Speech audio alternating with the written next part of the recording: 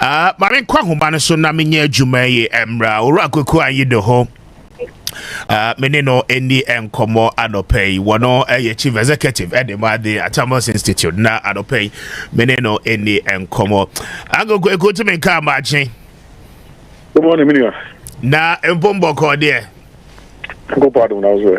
Eradi adaroma menso me ho ye pa. Good. Na endra sadly yenim de esi ye anopay ebabesi so yenim de koso menim se endra me hwe videos mu am ho se former President Rawlings in the fie. I mean, tell us more there na ba yentia the SESC. Yeah, Mr. Speaker, I'm share with you for in emphasis the match actually I'm for say ma depa actually say the BCC any day ni nyakopon ono ma no je first of all yeah the what is saying yako be my busiafo Santimine omodeshie na what of them no nti enra abusia penyi a ogina otumfo na mu ona otena adwem na ye amamre ni nyina nti ye mabusia yakọ ye ma nkola no zaneto ya santiwa amina kimati ye ma muso kusa 31st December Women's Movement, and then the Republic of Ghana. So yes, my brother, yes, Nora, the BBC is here, and graciously, I happen to be around. Immediately it happened, and here Kasai de Ampa. She's passed. Like the presidency actually also issued a statement because Obusiankobo presidency no amanie. Okay. The president of the republic is the president of the republic, is the father of the nation. She's a former first lady, so the state must also take its position. And the official statement about Bontin from the Flagstaff House. And Busha Penis Wakasa in Timidis Abanisana dear. A kind of house a bit to me the young community. Mr. Speaker, Bisaya. These are my preliminary comments, yeah. Very well. But one will ask, how well did you know Nana Konadu agyaman Rawlings, especially? Well, in the last moments, just like I got very close to President Rawlings before he passed, I became close to former First Lady also. In fact, this year, International Women's Day, I did an article. Everybody knows I could go and do in my writing there. So I did an article published in the graphic online and many other portals, and I dedicated the article to Mrs. Konadu agyaman Rawlings on International Women's Day. I thought that, especially 2025, and remembering 30 years of the United Nations gathering in Beijing, China, okay, which really gave the women's movement worldwide very solid foundational legs to stand on. Now, Mrs. Rawlings, and in the 31st December Women's Movement, of course, at time now, your First Lady. So when, on that day, or the day before, I realized, we're going to remember International Women's Day. Look, now that I've gotten very close to Mrs. Konadu agyaman Rawlings, and we share a lot of information vis-a-vis Ejuma Waye, baby Ghana Edru, baby Awase Ghana, etumi nante ko nyeni nyina no tumi ye but waye na famudie. And sharing, common passions for nation building, women's empowerment. So then Mr. Speaker, then I did the article and the daily graphic, like I said. If you go online, you will find it there. And the things that I talked about, today when I play back, I said, and I remember when I finished the article and I shared it with her, okay, and her excitement, and she was like, Koku, God bless you, I'm very grateful. Yeah, and the way she went about it, Koku, I'm very grateful. I mean, some people have forgotten the role some of us have played. But if you still remember and you can share an article in the Daily Graphic, the National Daily, and on news portals, Koku, God bless you. And when yesterday, we call fear and I just sat down and I reflected. All I could say, God, thank you for the opportunity to eulogize her in her lifetime and for her to appreciate it. And Sana, what friend say, Hombejina Home. Otherwise, be a yena say na make wakoka we nipa inkra ne betie. But today when I look back, say I was able to share with her my respect for the role that she had played. I was a young boy in Burma camp, so 79. So if we want to go back, 1979. I was an 8-year-old boy growing up in Burma camp when President Rawlings burst onto the scene. So in my growing up years, in the 70s, in the 80s, and in the 90s, who did we know? We knew President Rawlings and as President of the Republic of Ghana. In the your passion, that's where it comes from. Okay. And then talking about Mrs. Konadu, look, yesterday I was having a conversation, and I'm saying the ban of free education. We are who free education and more Kwame Nkrumah free education. I remember any time who qualify for sixth former. Automatically, every sixth former was on a government bursary. Then Konadu said the Nediaba, very different forms. But if you go back to 31st December movement and what Mrs. Rawlings did at the creche level, the daycare center level, where she was able to put these daycare centers in marketplaces. In marketplaces, daycare centers. So that our mothers, our sisters, our whatever, also could jaw banwo. Okay. Na to me be uja. And yes, I went jaw banwo baby keke. Yeah, you've left your child in the hands of professionals who are taking care of your children for virtually free. If you look at that aspect of foundational education, Master, when we write a story, we may have to give her more than what we have given her or what we have given her before in terms of that. And when you go across the country at the women's empowerment movement, look, I remember, so those days, send your girl child to school, send your girl child to school. Yes. That whole crusade of getting more of our sisters.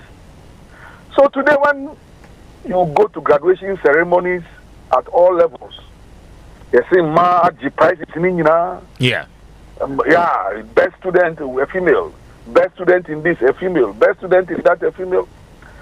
If you go back 30 years, there was a certain movement that gave more energy for girls to go to school. Okay. There was this program by the Fireside, Anna Mame Dokuno. El Hosti, yeah. El Hosti on television. On Saturdays. And then Nakupa Anduma, we have a plethora of media, but it was only GTV. That program alone and its educational foundation, even the folkloric aspect of it, the Kwekwa Nancy thing, and what Kwekwa Nancy meant to us, our generation and other generations, in terms of using folklore for national development. Unbelievable. female genital mutilation. In fact, there's a friend of mine in the Gambia today, Fatu Baldi. I work with her on the ECOWAS system. And she's become a big international figure because of the work she's doing fighting FGM in the Gambia. If you look at what Nana Konadu and the 31st December movement did in Ghana to fight FGM decades ago. So I was telling my friend in the Gambia that, look, maybe you should come and meet Nana Konadu and share your experiences. TBAs, traditional birth attendants. In those days, yeah, my no more school. They have not sat in classroom. But a war. Crashing. That's not light in your near the what do you call it? Hurricane lamp, gas lamp, kerosene lamp, and a war. But where Nana Konadu put these women, the traditional birth attendants, he started training them and more certificates just to elevate their status in society, my brother. And to Okeka, of course, the 31st December Women's of the role that it played in terms of providing security for the PNDC administration. That's what that one people don't know. But when you go into the rural areas, the hinterlands, but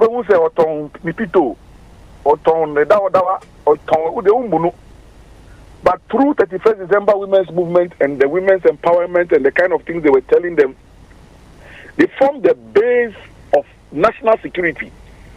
If you the Kotina Pito Bani Bia Banari Unsana Kani and Fata. Ya dwa we are unhu baby information if free ya a core system them ho. So from all these multifaceted aspects of how she supported nation building, national development, women's empowerment, it is, if you ask me, it is quite sad. Say, well, at least I remembered her. Okay. I remembered her this year, but I think there was a women's movement in Beijing. Yeah. Not 2-3 weeks ago. I'm sure it would have been just nice if anyway. But well, may her soul rest in peace. Yeah. Interesting, insightful thought about Nana Konadu agyaman rawlings. Now, a bit of the politics, no kakra. Yenim Sena were very, very ambitious. I mean, in 2011, contested with your boss, former President Mills, na Fonka Games. Menim se wudi mwakotene pa. What do you remember when it comes to those days? Well, interesting days. I mean, the beauty of diversity. Now with the benefit of hindsight, I can say it was the beauty of diversity. But of course, let me be honest. In the heat of the moment, yes.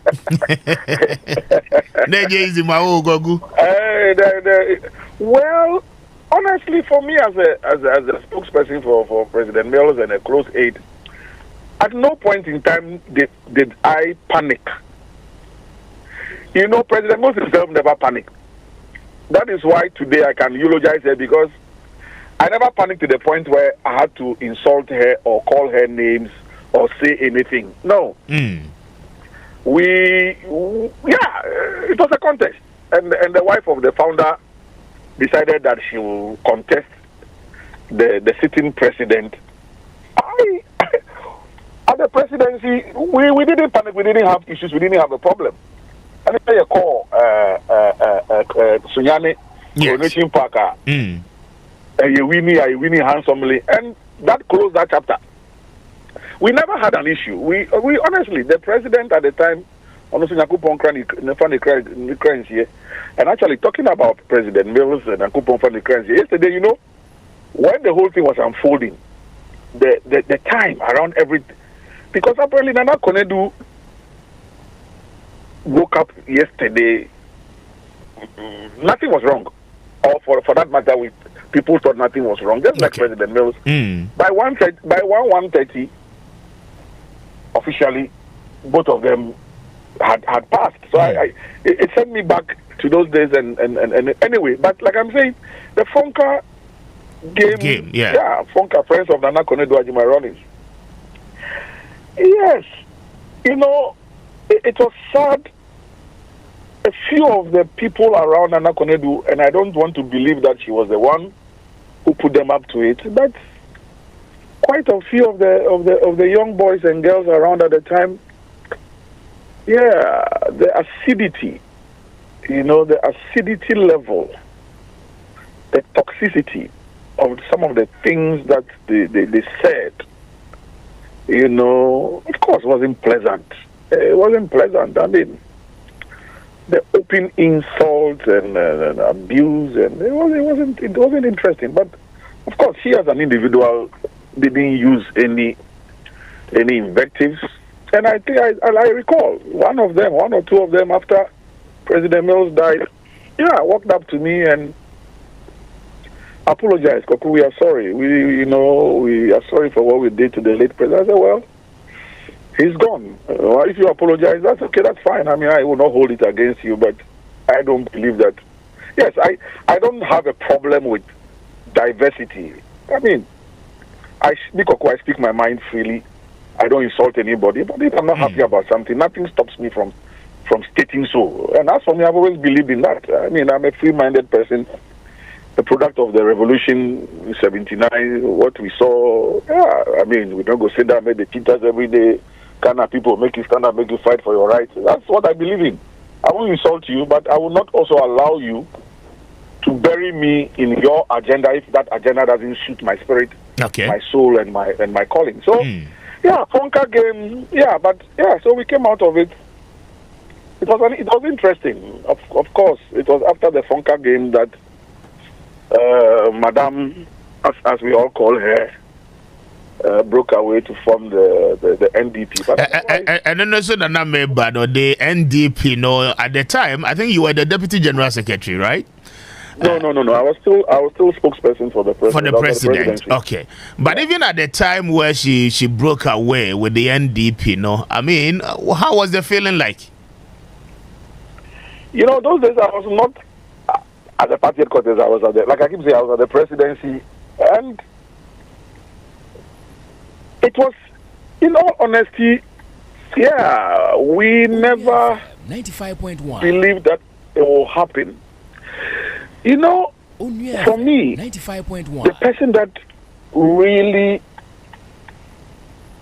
I was always worried about in all that mix was the founder himself,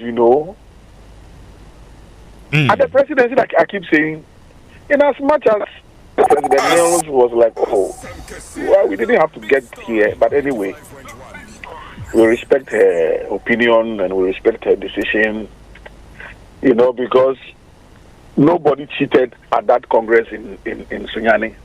And so if that was the reason why people were breaking away, it was unfortunate.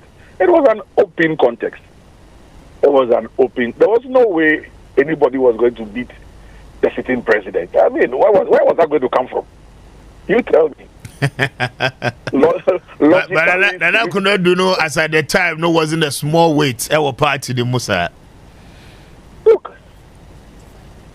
nobody has underestimated and undervalued her importance. That is why subsequently I will get close to her without any inhibition, because we've always respected her.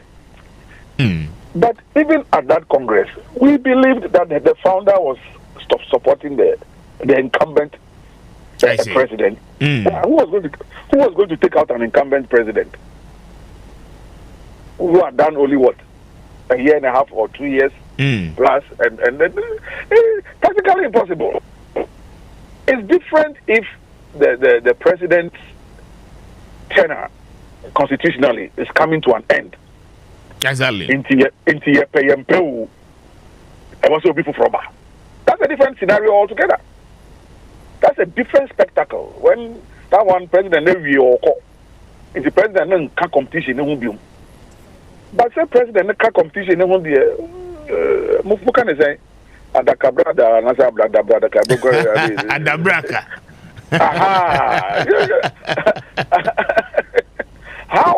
How is that going to happen? Unless in the South African scenario, what happened to Thabo Mbeki and Jacob Zuma, for those of us who are into global affairs analysis also, but not when it was the party, the ANC. that woke up and said that Tapo and Mbeki, we didn't want you again.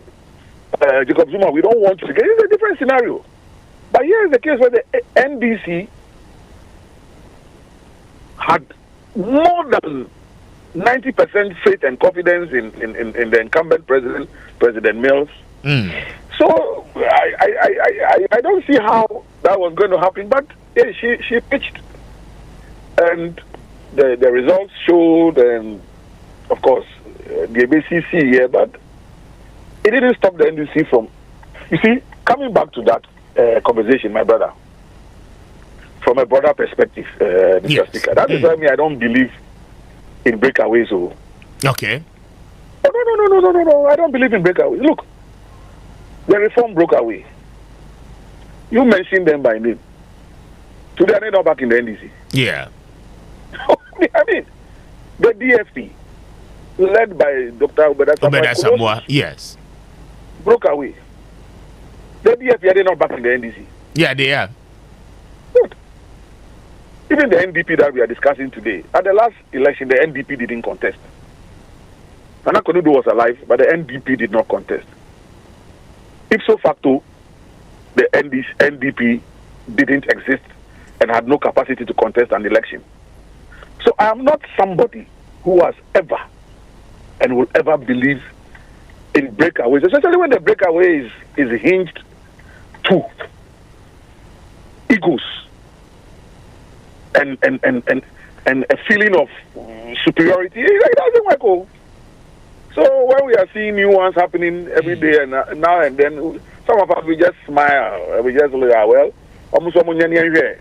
Okay. But back to the substantive discussion. Yeah, so the NDP was formed, but it didn't stop the NDC from doing what we had to do. And of course, we won the 2012 election. President Mills had passed, painfully so, but we won that election. And so in that mix, like I was saying earlier, the person I really felt,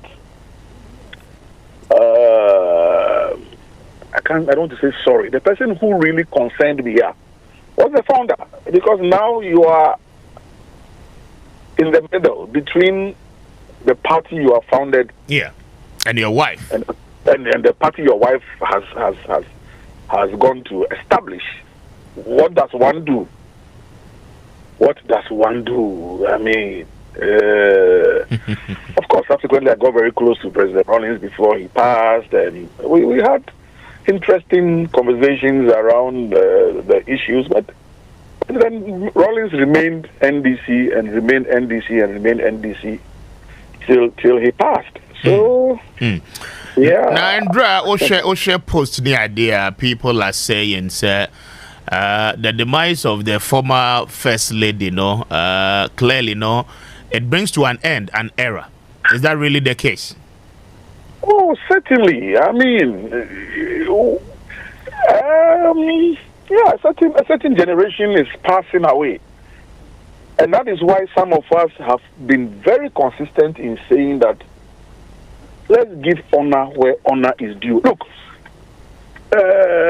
Speaker, at the end of the day, this journey called life, look, from the beginning of creation to now,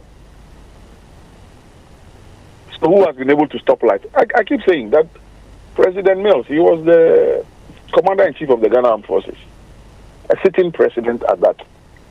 If it was possible, he would have sent the army to fight death and kill death and conquer death by land.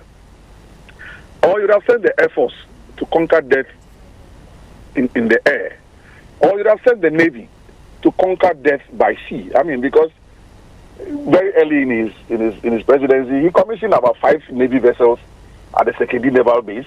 He started retooling the Air Force. The Army was getting, so nobody can fight death. Nobody can conquer death. We'll all go. But when we have systems, we have institutions, and we have people who have started certain things, Mr. Speaker, let us give honor and where honor is due. So, yes, a certain generation will go, but they will not go with what they started and what they have achieved. On UFM 95.1. And that is what We must all be alive to at all times. Yeah, that's what the flesh it will go. Why not? But the ideas, what they stood for. And that's why for some of us, the rawlings factor, the mills factor, we will nothing and nobody, I repeat, nothing and nobody will stop us from keeping those memories alive. Because if we don't do it, then what are we living for? What are we living for? We cannot remember those who gave us the opportunity. President Mills gave me the opportunity to serve the nation in a very high capacity. Well, that's our uncle. God forbid. Rawlings was the founder of the NDC. As it is, Nana Konadu is going to be the longest serving first lady ever, 19 years. Why never 95.1. So 19 years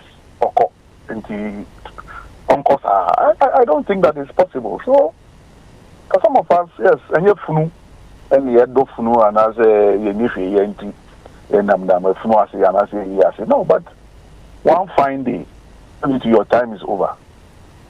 Who will keep your torch burning for you? And that's the question. If you don't do it, nobody will do it for you. The Bible is there. It's in the Bible. Me, at least I believe in the Bible. He who watereth shall be watered. So if you don't water, nobody will water you. It's a simple. It's a simple equation of life. One nyama ubia ubisu nyama magana akari. Very well. Ogo, my now pay. I'm highly grateful. Mr. Speaker, thank you. It's a pleasure speaking to you once again. It's been a while. It's been a while. Me tell on catch. Say why you deal with political scene nimo dodo. Oh, you know, these days I'm operating at a different level after my seminary, and now I'm working, doing some stuff. We are into nation building. We are into nation. Exactly. We are into nation building, and not just for that one, it won't stop. But you have to retool. You have to do other things. Is it who do suffer? Oh, but you know the God factor in nation building. We're talking about the God and nation building. After my training at the seminary, I'm not an ordained pastor, but we are doing the work of God in this country called Ghana. And Ghana come on the oh no, we will not. But yeah, from different spaces and from different angles to achieve the same goal. And those of you who are my friends, I'm always available. We will have deeper conversations. Yeah. And anytime we do that, I truly enjoy you. And next week, you ever a quite more studio near the No problem. I'm highly grateful. I'm grateful too for the opportunity. God bless. Amen. And that is Koku Ayedo speaking to us. I don't pay for